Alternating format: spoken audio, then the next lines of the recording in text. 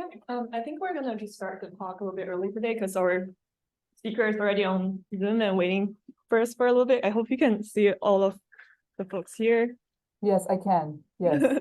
Yeah, I'm very glad to introduce Yuexing Hao from Cornell. And before actually introducing her, I want to say big thanks to her because she was like such a last minute find of speaker. She was actually recommended, referred from our last speaker, Zhao from Cornell. So we're glad to see we're getting snowball on sampling on actual speakers for the HCI launch. So Yuexing is also from Cornell University. It's a PhD student, and she will today talk about AI in healthcare for community dwelling older adults. And I'll let Yuexing to more introduce herself and her research to all of us. And then I think Yuexing wanted to make it as casual and then also open up for QA afterwards. And also because she's on Zoom, whenever you have questions, if you shout it more out loud or come over nearer to my computer so she can hear everyone. Thank you so much, Ejid. I hope everyone can hear me fine. So my name is Yuexing Hao. This pronunciation is similar to you sing with me without with me. So I'm currently a second-year PhD research fellow at Cornell University. And I'm very excited today that I'm going to share with you my latest research on AI in healthcare for community dwelling older adults. So to start, I would like to introduce myself a little bit, but you can feel free to shout out if you cannot hear it properly or have any questions. I'm happy to answer any of them. So I have a bachelor and master degree in computer science. I finished during the pandemic, so I'm kind of a pandemic student. And right now I'm coming in Cornell as a human-centered design PhD. But my research focus is on healthcare intelligence, human-computer interaction, artificial intelligence, and artificial intelligence of things. My publication venues included but not limited to CHI, HCI community, and also AI community, and also the intersection of the bioinformatics or the intelligence systems. So to start today's talk, I would like to give a little bit theme map to warm everyone up. So this kind of theme map is the direction about my thesis. So I'm always thinking about building a research thesis as building a cake, as a wedding cake, a very high cake. First of all, I need a foundation, a very robust and strong foundation for building this cake.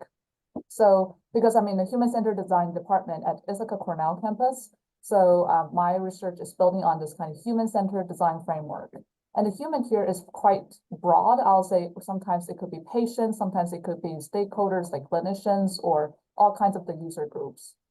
And in this framework, I built on 3 specific big areas, which are based on my previous experience and expertise, which are in technique, design, and experience.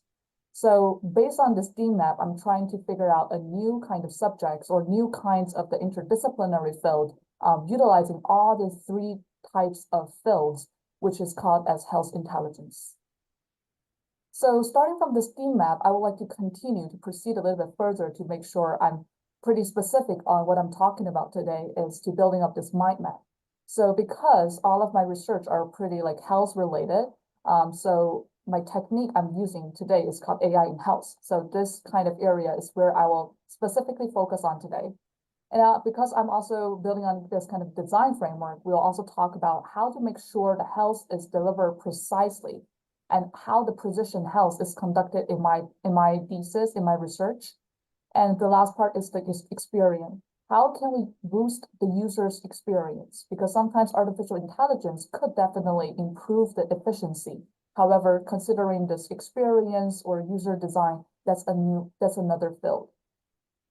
So just to give an overview about my work until now, is that I'm working on this 4 big types of area, and actually all of them belong to this kind of health intelligence interdisciplinary field.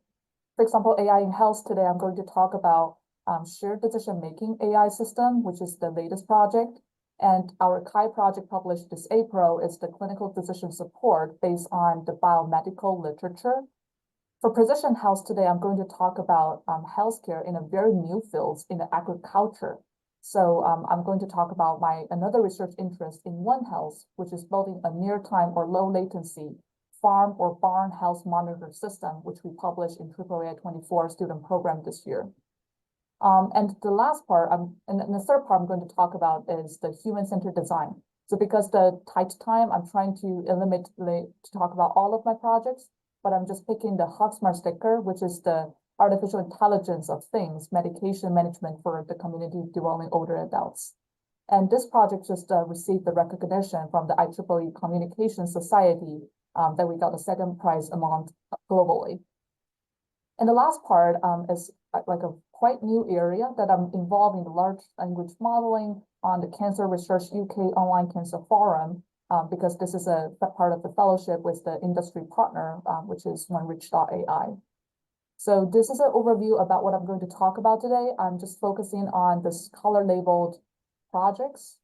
So to start, I would like to start with this biomedical literature-based clinical decision support tool that we conducted the study this April, that published this April. So first, I would like everyone to look at this kind of interface. So the idea of this interface, if you're familiar with the healthcare system in the US, it's adapted from the electronic health record, EHR system.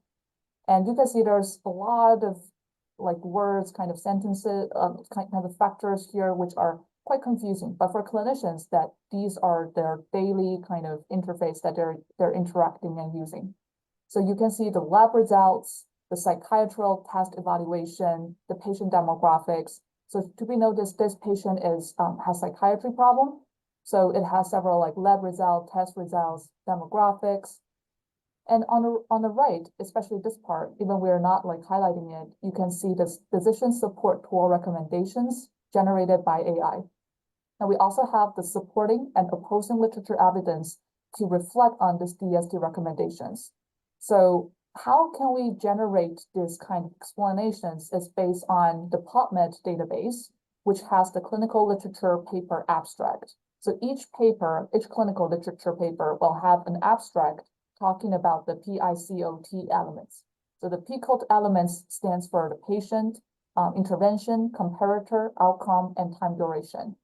So based on this kind of information contained in their paper abstract, we're trying to use the GPT-3. It's actually, the study is conducted in July 2022. So at that time, we're using GPT-3, not like GPT-4 until today.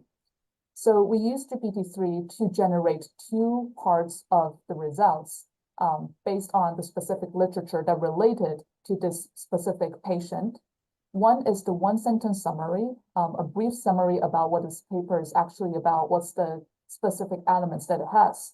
And also the patient, the PICO that I listed out, that we're trying to investigate on the specific elements. So building on this kind of this literature-based clinical decision support tool, what we're trying to do is that we're trying to create it. This is a finalized interface that we're trying to divide it into several parts. So on the top part, you will see the specific patient information on the top left.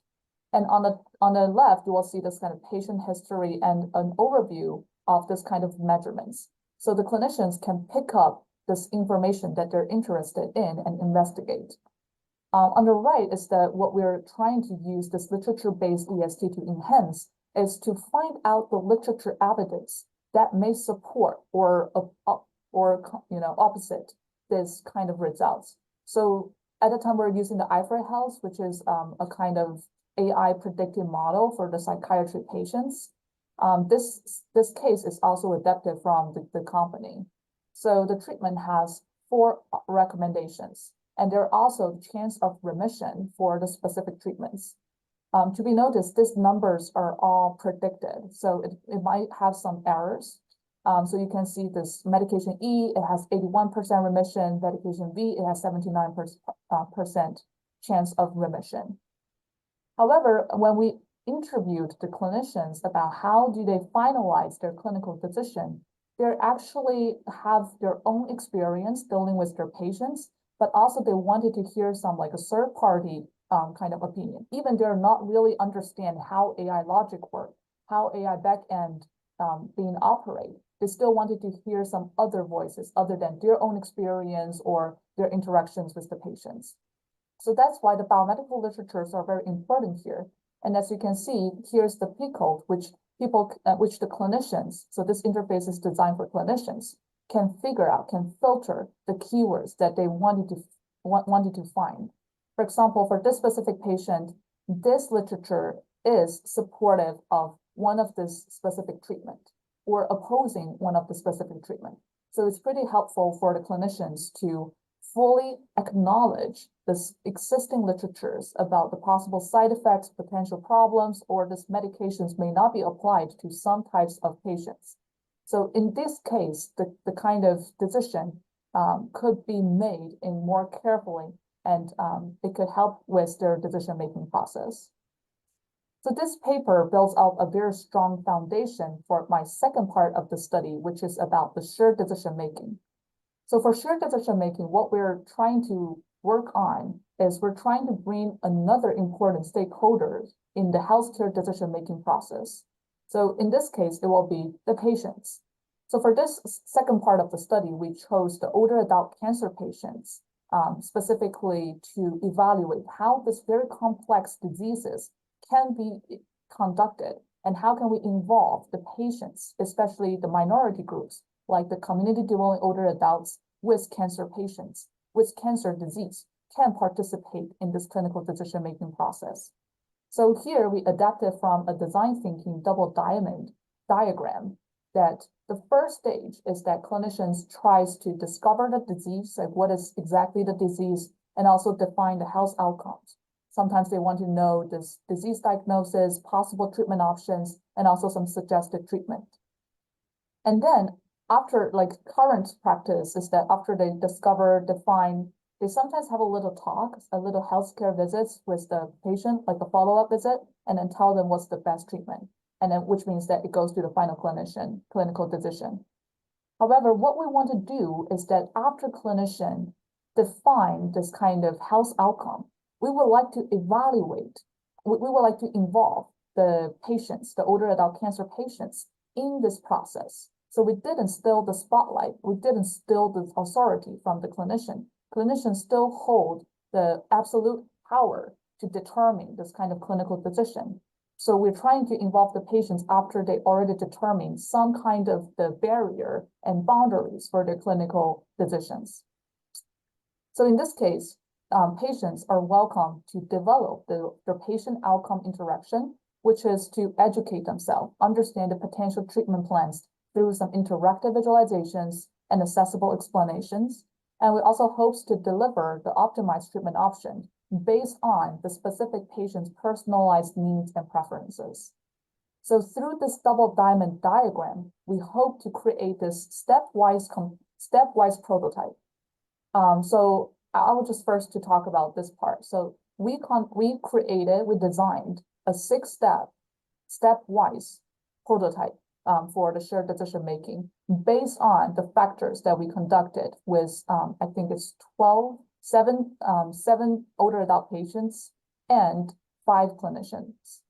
So we discovered there are 10 important factors that patients are really caring about. Like for patient-centered decision making, they're really caring about those 10 factors, which are like location of the treatment, pain degree, treatment duration, facility quality, survival rates, and sometimes like the side effects. So that's why our first stage, we're trying to evaluate, we're trying to assess patients' preferences. So we give them the opportunity in step 1 to select the factors that they're interested in. And after the selection of factors, it goes to the basic information. So why we're trying to set up this stage 1, like the factor selection, is that we observe a lot of older adults when they're making choices, they didn't know what are their priorities. So we're trying to present like this factor selections to refer and to encourage them to think about what are the priorities that I will consider during my clinical decision treatment process. In the step 2, we presented basic information. This part, we used the pre-trained large language models to generate a summary and full description based on the existing information. So there's some existing information like the cancer stage, Gleason score, their age, gender, ethnicity group. So we're trying to educate themselves to know about their clinical scenario. After they understand themselves, their preferences, also their own situation, we're going to proceed to the AI risk evaluation. So in step 3 and 4, we're trying to present the survival rates, and the side effects. Here we have the visualization, interactive visualizations. People can interact with the interface to understand the treatment options that the clinician recommend. So clinician didn't specify what treatment that they most recommend, but right now we just provide the objective information. For example, surgery, the predicted survivals in the next 5 years for this specific patient, this is a prostate cancer patient, is 94 to 98%. Radiation is 93 to 98%, and so on. And for side effects, we also presented the comparisons between the 3 treatment options, that the possibility that they will have the urine incontinence or erectile dysfunction. These are the 2 most common side effects for the prostate cancer. Because we all know the older adults, the older adult cancer patients in the community, a lot of them doesn't have that kind of clinical understanding. They don't have the clinical background to understand this. So that's why we have these visualizations and provide the numeric value to encourage them to think about it. After this AI is implemented here to provide the predictions for the survival rates and side effects, we also value the patient's other factors, like what are the other factors that they care about. Some of them might be already existing in the database, for example, the location of treatment. Some treatment locations are down in New York City, some treatments are local. So we're trying to create this kind of other factors page for for people acknowledging these other factors about the specific treatment. And the last step is to finalize the decision. This step is very important because we will like the clinicians, we will like the older adult cancer patients to come back again to their original selection. For example, for side effects, they choose active surveillance because looks like it has the least possibilities to have the urine incontinence. However, because of several decision-making kind of back and forth, they sometimes make a compromise. So even active surveillance has the least possibility in the serious side effects. They still think about surgery might have the best kind of results. So this kind of the back and forth of the clinical decision-making of this kind of interaction and process is actually quite helpful for us to understand how AI could potentially interact, could potentially deploy in this shared decision-making. So that's why I'm thinking about AI at this stage would be as an organizer, organize this kind of patient-clinician dialogue, organize this kind of communication, because the older adults patients sometimes feel very confused about where to start the questions, when can I expect the results? So we're trying to use this kind of 24/7 prototype to make sure they understand each kind of aspect of the treatment plan. So building on this step, I would like to go through the latest project that I'm working on is that how can we utilize the large language modeling for this kind of public forum? So even the shared decision-making project is very interesting. I enjoyed it a lot. And then sometimes people think it's a pretty successful project because we really recruited like 25 older adult clinical patients, cancer patients. We still faced a lot of problems with the sensitivity, private data. So that's why we're changing a little bit of our research kind of approach to the public data sets. So the CRUK is the abbreviation of Cancer Research UK Online Cancer Forum. This forum is very interesting because only the United Kingdom people, the users, can register. So even right now, I didn't have the account to access the forum, but all the data, all the posts there are public.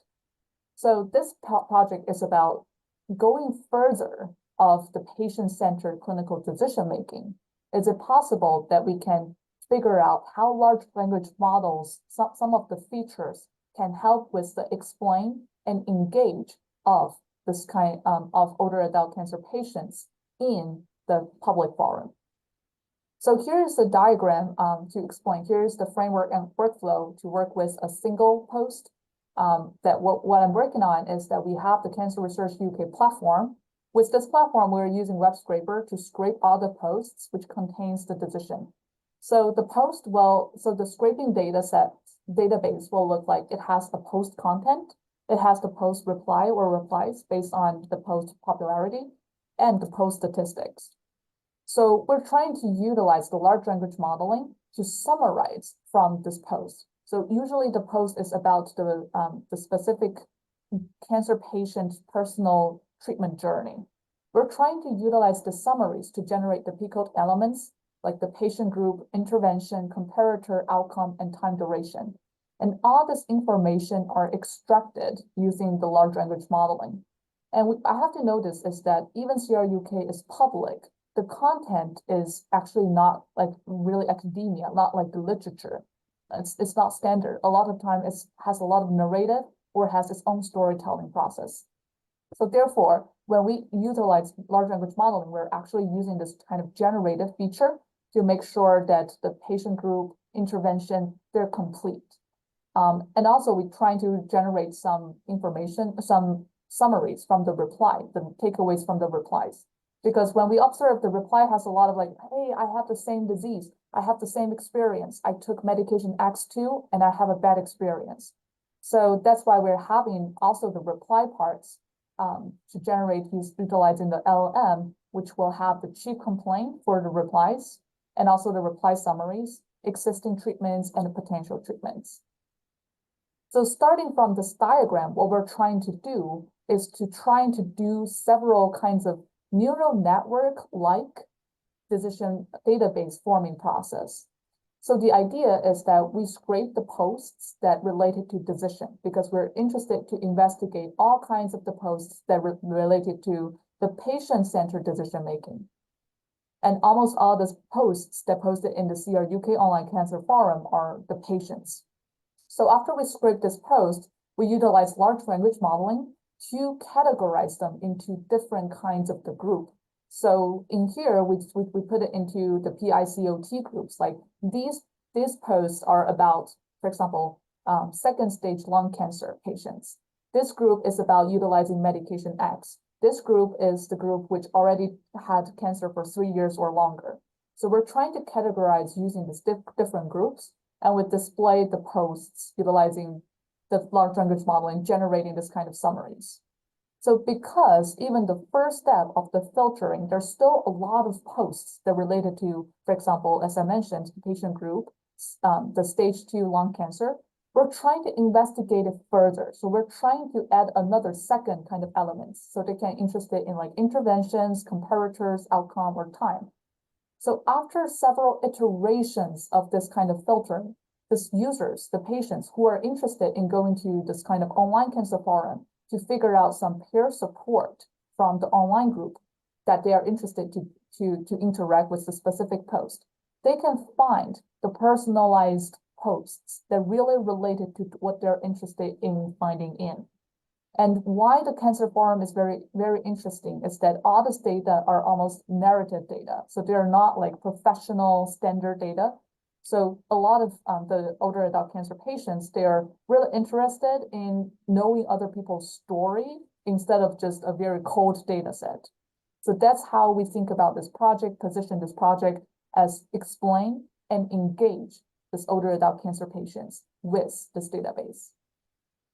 So this is actually the 3 projects that I would like to tip a toe on for today for the AI in health part. However, I still wanted to continue about the second part, which is about how we design, how we create this kind of precision health.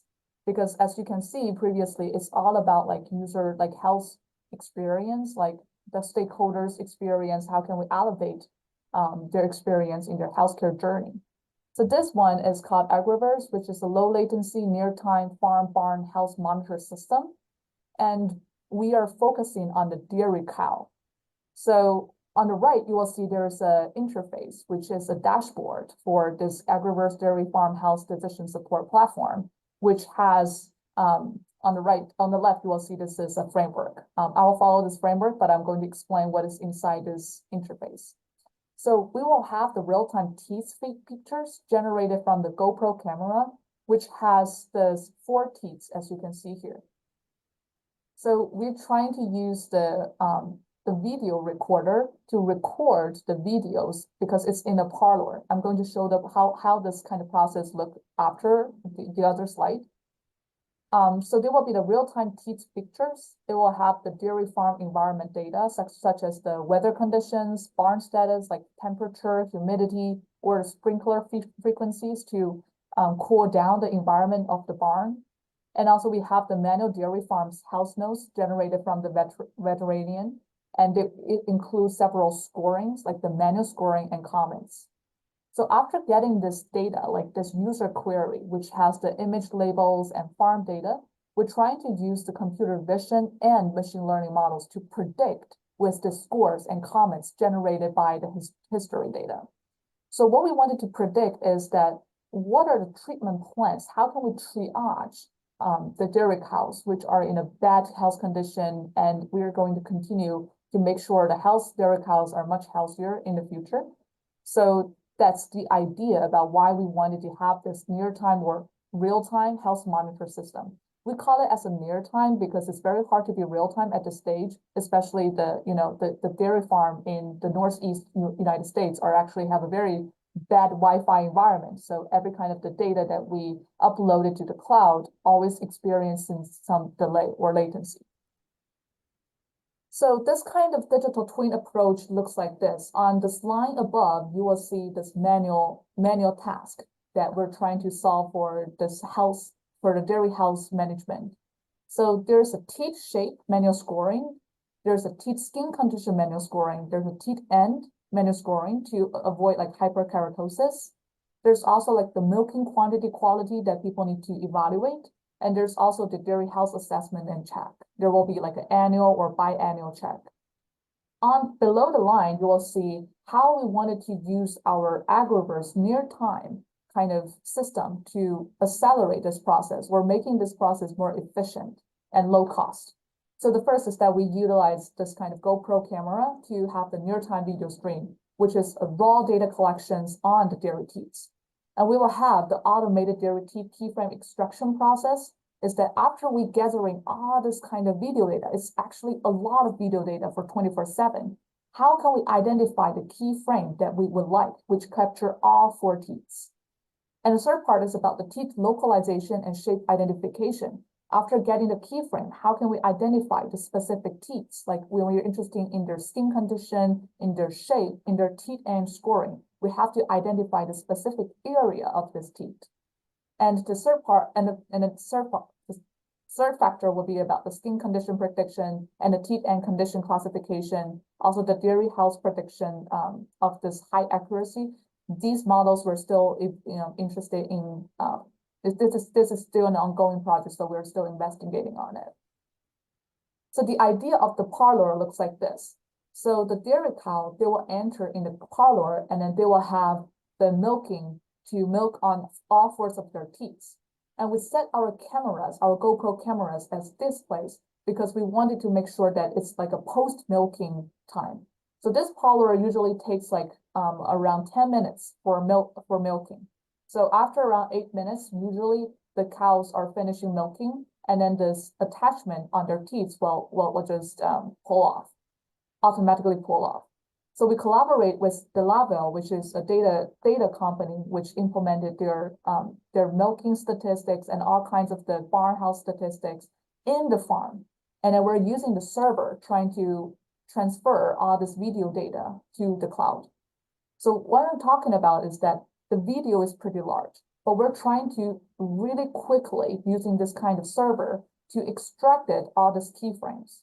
However, even they are called as keyframes, they're not necessarily the real keyframes. So here we're trying to select the high quality keyframes and generate this kind of teeth analysis data set. The keyframes that we're talking about, why is this not really high quality? Because we only recognize the color. Like if the teeth has the specific color comparing to the environment, and if it has the enough thresholds, we just automatically extract it. But we still need to identify whether our selected keyframes are in a good quality and can be able to generate this kind of database. Utilizing this kind of 24/7 system in the parlor, what we hope to gain is that we would like to have the time series for a same cow, but we can have a series of this kind of the keyframes for a same cow. So for example, this cow has a score of 1, which is a bad score. we're trying to keep track of it like monthly or bi-weekly, trying to see how this health condition goes better. And we would like to utilize this database, this machine learning and computer vision generated kind of database to perform a multi-dimensional health analysis. So this is why we're thinking about that we can utilize the projects that I talked about before, like the clinical decision-making for human, and then deploy it also to the dairy farm, also to this kind of agriculture field, which is also a very interesting kind of approach. So because of the timing, I'm trying to talk thoroughly about the third part of my research, which is on this healthcare design. I really believe in one thing is that one single little change of some of the algorithm or some of the design could significantly improve the user's experience. So HUG is actually an AIoT-based personal medication intelligent management system that we're having two arms. One is the hardware arm that I shared here. It has several sensors and it can attach to the medication box. It also has a software arm, which is the AI arm. So the hardware arm is called as the Internet of Things. So we have several like the sensor chips, battery, and also this pressure sensor. So after, if you can see this video, is that after they take the medications, after they just press on this button, we'll automatically send this data from the medication, from our HUG sticker to the database.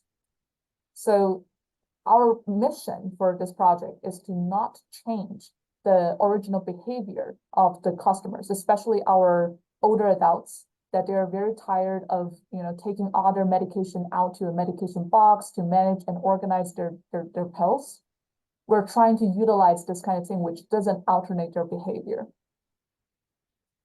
So the idea is that we're thinking about the stakeholders that involve in our project. So right now, patients are the one who take the medications, the older adult patients. However, the care providers are trying to prescribe the medications and insurers are trying to give the medications to the care providers. And also we have the family members to constantly give the check-ins for the patients to make sure they are taking the medications. So what we're trying to have HUG come in is that it can involve all these kinds of the stakeholders that related to them, to this sticker, and are trying to get the better outcomes and reduction in hospitalization. I think here I skipped a slide, so I want to make sure I have that here.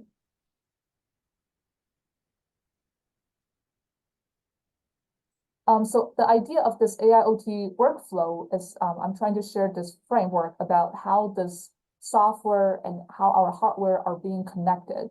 So the idea is that the users are taking the HUG Smart sticker, which are attached to all kinds of the medications. It could be either these pills, or it could also be spray and cream. The medications are in a diverse kind of formats.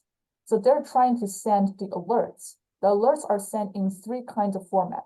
One is from the device. So as you can see in the previous video, the HUG Smart sticker has its own LED light, which will send out the visual alerts. It will also have a speaker that sends out the sound alerts.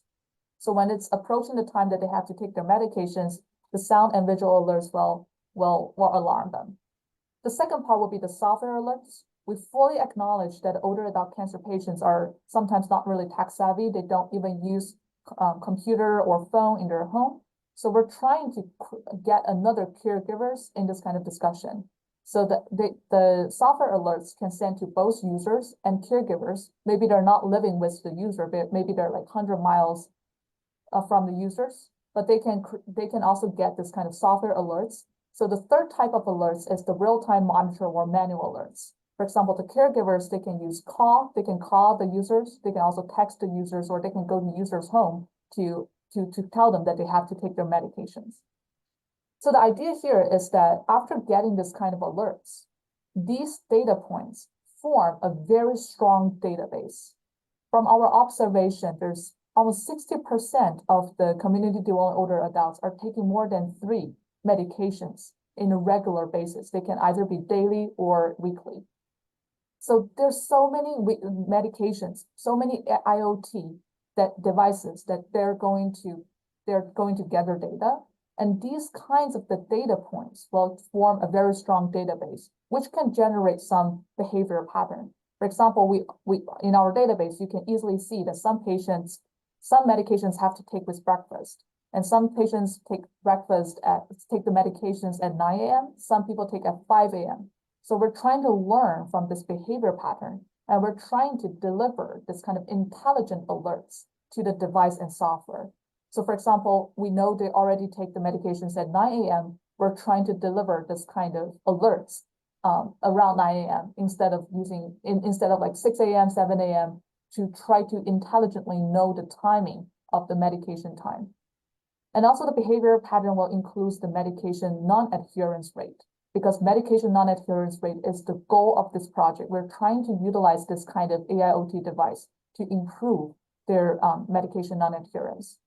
And these kinds of the data points, this kind of patterns will generate a medication adherence report. It can share to caregiver, user, and it can also share to the healthcare institute or pharmaceutical companies through some permission from the users. So the users, they can share their non-sensitive, non-confidential data, the pharmaceutical data that they're taking with their medications with the healthcare institute to help them improve their medication non-adherence. So this is how Hug interact with the other stakeholders. I'm not going to talk too much about it. I think the timing, I'm almost reaching to 3:45. So just to wrap up, thinking about my previous mentioning about building a wedding cake, building a very tall cake.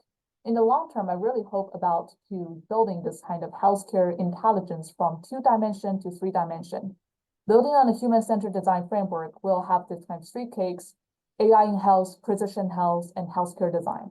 And among them, we hope to build the healthcare intelligence, which will have 5 I-centered kind of keywords.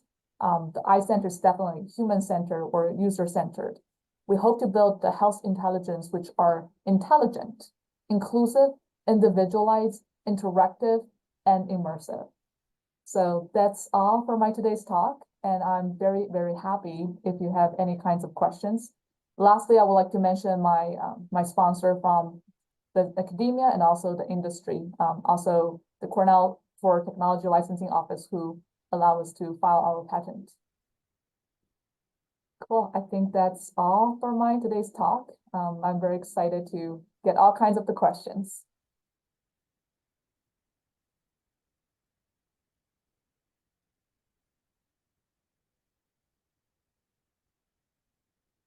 Yes, please. Okay. So we need some time moving. No problem. Yeah, thank you for the thank you for the interesting presentation. I was curious, how do the nurses and healthcare providers how have they reacted, or what's their experience using these LLM based summarization tools for I was trying to look through some of the I think I found the right one, the Cancer Chat UK forums. Mm-hmm. Yes. And at least all the nurses pages, the nurses just kept saying I can't talk, or what is it? I can't summarize your whole situation in text. And they just kept referring people to the phone line. So I was curious, on the medical side, how do the nurses find this experience of using an LLM to summarize experiences? Do they agree with it, or what's their opinions about it from what you've worked with? Yeah, this is a very good question, because we are thinking about utilizing this kind of engage and enhance with large language modeling solely on the patient education. So there are some kinds of the clinical providers or professionals are in this kind of CRUK online cancer forum to monitor. And also sometimes they're trying to eliminate this kind of misinformation from the forum, because it is a very highly sensitive kind of information in the public space. But what we are thinking is that we only focus on the patient education for the purpose of this. But I think nursings and also what you mentioned, the clinical providers, they are also very important. I'm not sure about their acceptance because this is still an ongoing study, we're thinking about having like a double blind, like the part of it is using this manual summarizations, manual summaries generated from this post. And then we will have the large language models, kinds of the generated summaries, and we're trying to compare them. But let me know if I answer your questions correctly. Oh, yeah, thank you. Awesome. Yeah, this is a very interesting project because we got the fellowship. I got a fellowship from the OneReach.ai. It is a conversational AI company because we don't have the ability to have the kind of large language model trainings because this requires a lot of very professional LLM training, like not only a generalized kind of knowledge, but very like cancer specific and cancer like the terms have to be very accurate.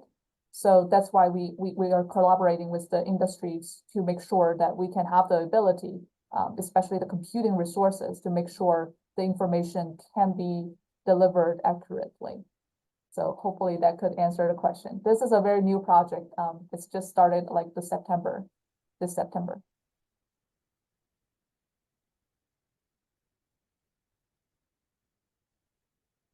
Maybe we can try shout out if that takes a long time. Hello, thank you Hello. for your. I have a question on the last project with the like AIoT. I noticed in your diagram, near the end, there was like feedback going back to the insurance companies. And I was wondering like what role they're playing in this. Whether you think there's conflict between patients being willing to do this and information flowing to the insurance companies, given that people often have quite adversarial relationships with insurance, especially in like long-term care. So just any insights and maybe like the trade-offs that you've had to consider in designing these systems. Thank you for your question. So Hug is actually the product that I'm co-founding a company called Hug Smart Sticker. So this is the product that we're working on. So this is actually the business model that we're thinking about is that letting insurers to cover the cost of purchasing this AIoT product. Because originally we're thinking about hardware is like freely, we can give the hardware free to our users. However, we're charging them through this kind of AI part, through this kind of software part. Like if they want to get the software alerts, if they want to get this kind of AI prediction, intelligent alerts, they have to get something like a subscription. However, we recognize that for community dwelling older adults, they're not really happy with any kinds of the additional cost for their medication management.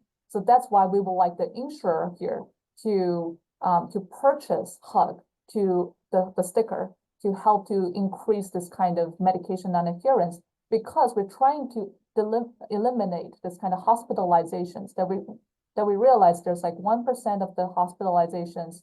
Maybe I should try to share that data because I probably remember it wrongly, but it's like 1% of the hospitalizations comes from the medication non-adherence.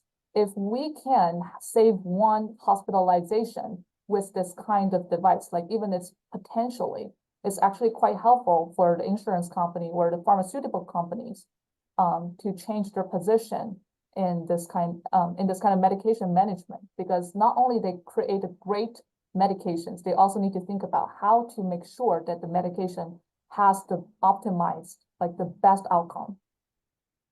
Okay. So follow up to that really quick. Is there any chance that information goes to the insurance companies that then allows them to like deny care or change medication? Like if people aren't adhering to their medication schedule or anything like that, is there like potential harm that could come to the users from that, with that information making its way to the insurance companies or anything like that? Very, very good question. We really, really protect our users' data, our patients' data. So we're trying to separate this kind of user information and also their medication intake information. So from our medication information database, like here, the medication in this kind of database, it doesn't have the user information. It only has the, like, for example, a 70-year-old female is taking medication X 3 times a day. And then, however, she missed 56 doses among the 3 years process. Sometimes because it's like the blood pressure medication, they have to take that daily. So the 56 kind of medications, well, this kind of misuse, this kind of information will send to the pharmaceutical companies. What they're trying to do is that they may trying to think about changing this kind of medication into like twice a day instead of 3 times a day, because that it's really easy to be forgetful or sometimes even overdose because they think I take it maybe in the evening, but I'm not so sure. So that's why we will like the pharmaceutical companies to involve in this kind of the database discussion, but we are not going to share the user information with the pharmaceutical companies. So we're trying to separate this kind of 2 stakeholders and not letting their value overlap. Unless we are like acquired by the pharmaceutical companies, but finger crossed, we may not want to have that opportunity. Yeah. Thanks. Thank you. Thank you.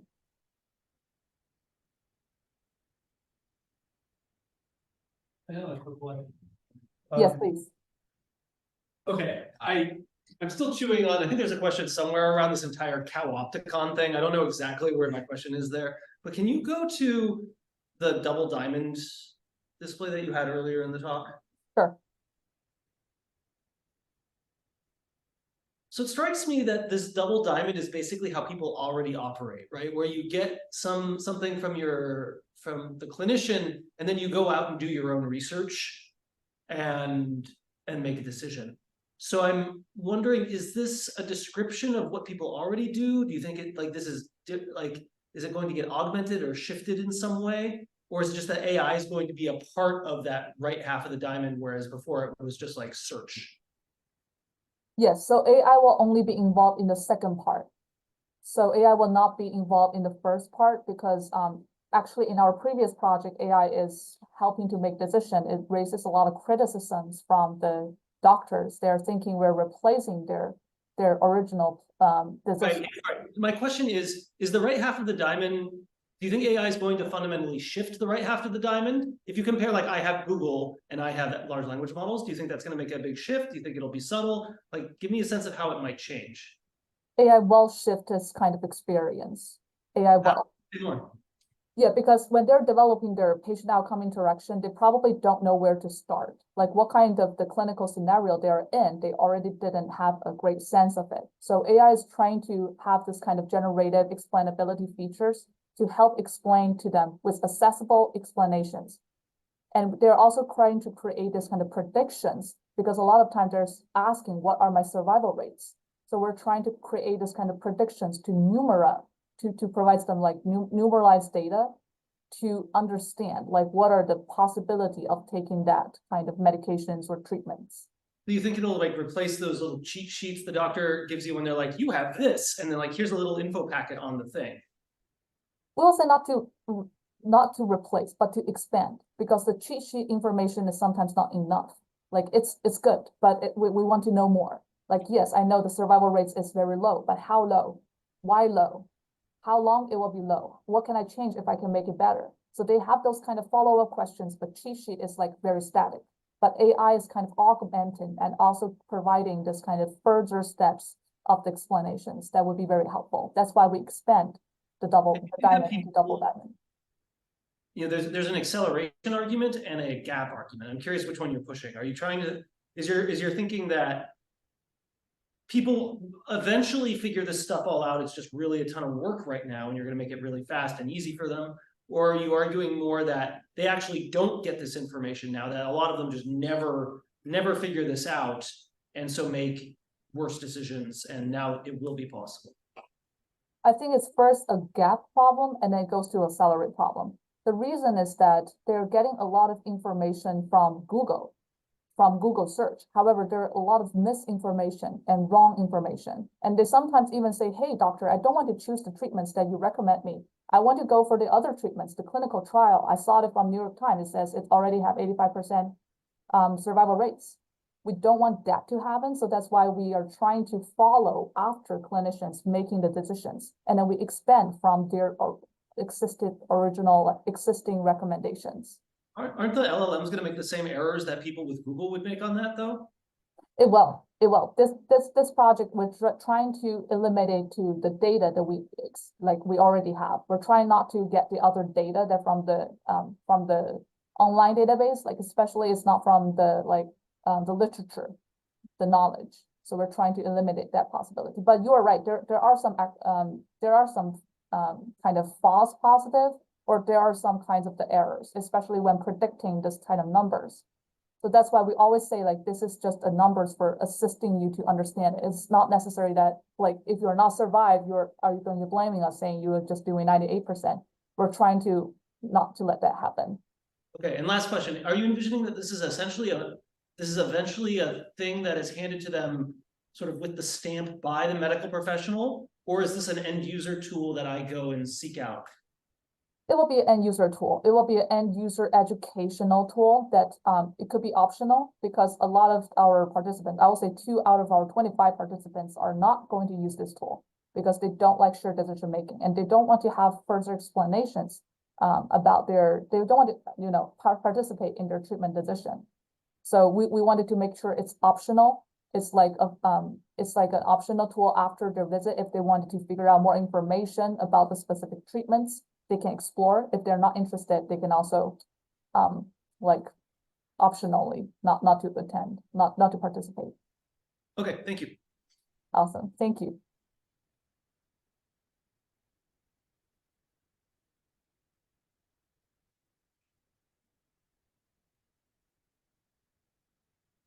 I'm happy to answer any other questions. Yeah, I think we are right on time, so maybe we could just Awesome. let's thanks Yuexing one more time. Yeah, and we really hope you can visit us someday in person so we can have you in person here. Yeah, thank you so much. Awesome, will be. Awesome, and I'll send you the recording afterwards as well. Let me just end it over here. Sounds good.